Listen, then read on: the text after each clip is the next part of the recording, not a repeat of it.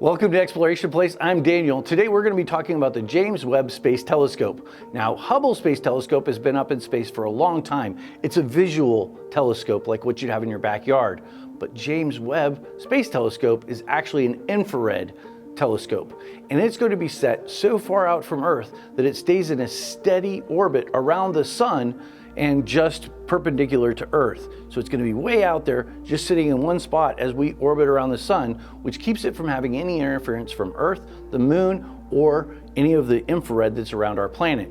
All right, I know the science of some of these big space telescopes can be confusing, but don't worry, I got you covered.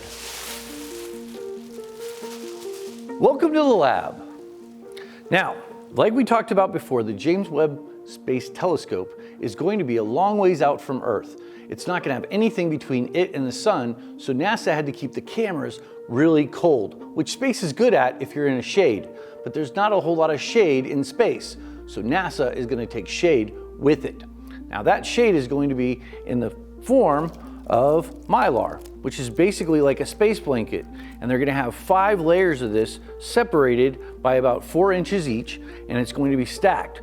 That shade is going to stop the light from the sun from getting to the instruments, which are very temperature sensitive.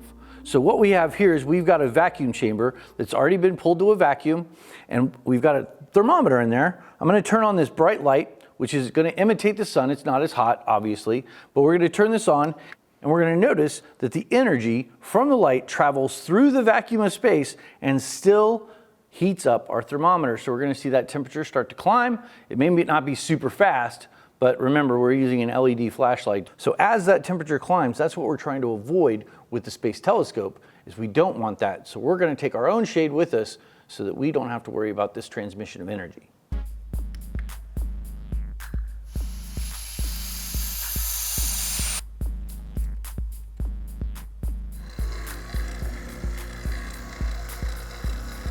All right, so we have our vacuum, and I have a sheet of Mylar, single ply, right here. Now we're gonna turn on the light, and we'll see that the temperature doesn't change dramatically because we've got the light hitting the Mylar and reflecting it out. Now, if you had 5 layers of that Mylar, you're gonna have a perfectly stable temperature between the sun and the sensor pack.